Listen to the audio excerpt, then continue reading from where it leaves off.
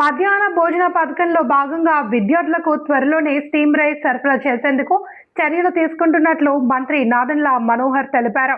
కొత్త బియ్యం సరఫరా వల్లే అన్నం ముద్దగా వస్తున్నట్లు గుర్తించామన్నారు. కేంద్ర ప్రభుత్వ సహకారంతో పైలట్ గా త్వరలో ఓ జిల్లాకు స్టీమ్ రైస్ సరఫరా చేస్తామని మంగళగిరిలో తెలిపారు. ఇంటి భోజనం మరిపించేలా విద్యార్థులకు పౌష్టికాహారాన్ని అందిస్తామని తెలిపారు. నమస్కారం అండి.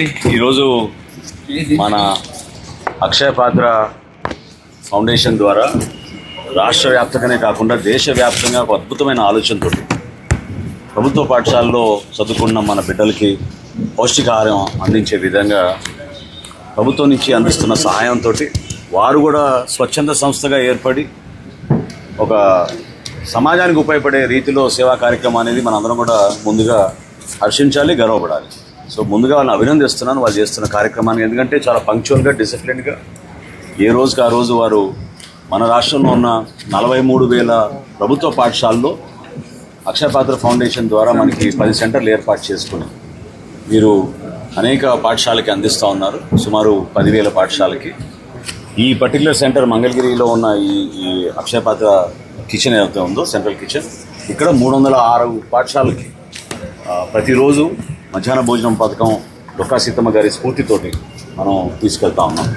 కూటమి ప్రభుత్వం వచ్చినాక చాలా గర్వంగా చెప్పాలి, అభినందించాలి. మన రైతాంగం ఎప్పుడైతే మేము సహకరించి దయచేసి బీపీటీ కానివ్వండి, సోనా మసూరి కానివ్వండి, మీరు దళారులు కాకుండా మా సివిల్ సప్లైస్ కార్పొరేషన్కి అందిస్తే మేము ప్రభుత్వ పాఠశాలలో మధ్యాహ్న భోజనానికి వాడతామంటే రైతాంగం అద్భుతంగా స్పందించి ఈ 2 సంవత్సరాల్లో ప్రతి ఏటా రబీను, ఖరీఫ్ కలుపుకుని దాదాపు 2,70,000 మెట్రిక్ టన్నుల ధాన్యం మాకు అందించడం జరుగుతుంది.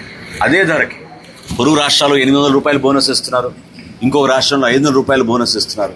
అయినా కానీ మన రైతాంగం మన బిడ్డల కోసం ఒక సుదీర్ఘమైన ఆలోచనతో వాళ్ళు చక్కగా స్పందించి ఈ ప్రభుత్వ పాఠశాలకు అందించే మధ్యాహ్న భోజన పథకం కింద వాళ్ళు నిలబడ్డారు. డొక్కా సీతమ్మ గారి స్ఫూర్తితోటి మేము చేపట్టిన ఈ కార్యక్రమాల్లో ప్రధానమైన మార్పు నాణ్యమైన సన్నరక బియ్యం వీరందరికీ కూడా అందించడం. దాంతోపాటు గతంలో ఉన్న 50 కిలోల బస్తాల్ని ఆ భారం తగ్గించాలి ప్రభుత్వ పాఠశాల. ఎందుకంటే చాలా సందర్భాల్లో మీడియా మిత్రుల ద్వారా చూసాం, హెడ్ మాస్టర్లు, టీచర్లు, పిల్లలు వాళ్ళే బస్తాలు మోయడం అనేది కరెక్ట్ కాదని భావించి 25 కిలోల బస్తాల్లోకి దాన్ని మార్చి ఈరోజు మేము సరఫరా చేస్తూ ఉన్నాం.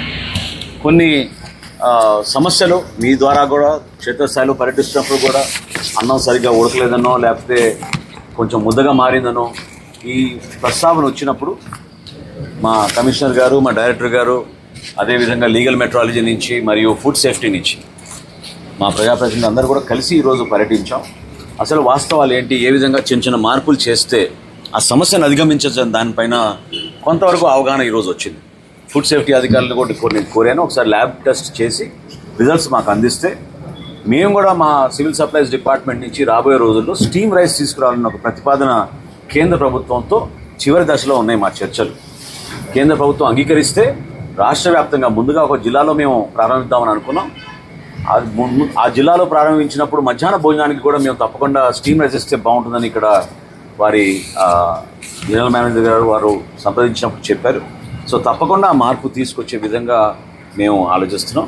రాబోయే రోజుల్లో ఈ 43,000 ప్రభుత్వ పాఠశాలలో కూడా మేము అందించే పౌష్టికాహారం తప్పకుండా మన బిడ్డలకు ఉపయోగపడే విధంగా ఎక్కడ పొరపాటు లేకుండా ఇంటి నుంచి టిఫిన్ క్యారియర్ తీసుకురాకుండా ఉండాలనేది మా ధ్యేయం. అటువంటి పౌష్టికాహారం సాంబార్ కానివ్వండి, దాల్ కానివ్వండి, రైస్ కానివ్వండి, అదేవిధంగా వీరికున్న మెనూ ప్రకారంగా రకరకాల మార్పులు చేసి ప్రతిరోజు వారంలో ఎక్కడ కూడా వాళ్ళకి ఇబ్బంది కలగకుండా ఉండడం కోసం మా ప్రయత్నం. కొన్ని చోట ముద్దగా వస్తుంది, ఇప్పుడు చూశారు రైస్ కూడా బాగానే ఉంది. ఏంటి అసలు ఎక్కడ వచ్చింది పాయింట్? అంటే మా కమిషనర్ గారు మేము డిస్కస్ చేసింది ఏంటంటే కొంచెం ఏజ్ రైస్ ఉంటే బాగుంటుందని ఇక్కడున్న అధికారులు వాళ్ళు చెప్పారు. తప్పకుండా మేము దాన్ని కూడా పరిశీలించి, ఎందుకంటే మేము చాలా సిస్టమేటిక్గా QR కోడ్ ఏర్పాటు చేసుకుని ట్రాక్ అండ్ ట్రేస్ మెథడ్ ఉంది మాకు. సో అవసరమైతే FIFO మెథడ్ ఫాలో అయ్యి ఇప్పటి నుంచి కొంచెం లేట్ అంటే ఏజ్డ్గా ఉన్న బియ్యాన్ని, అంటే పాత బియ్యాన్ని ఎక్కువగా వీళ్ళు కోరుకుంటున్నారు కాబట్టి ముందుగా అది సరఫరా చేసేటట్టు మేము ఒక ప్రయత్నం ఇమీడియట్గా నెక్స్ట్ మంత్ నుంచే చేస్తాం. డిస్పాచ్ అయ్యే లోపే మేము ఇన్స్ట్రక్షన్స్ ఇస్తాం.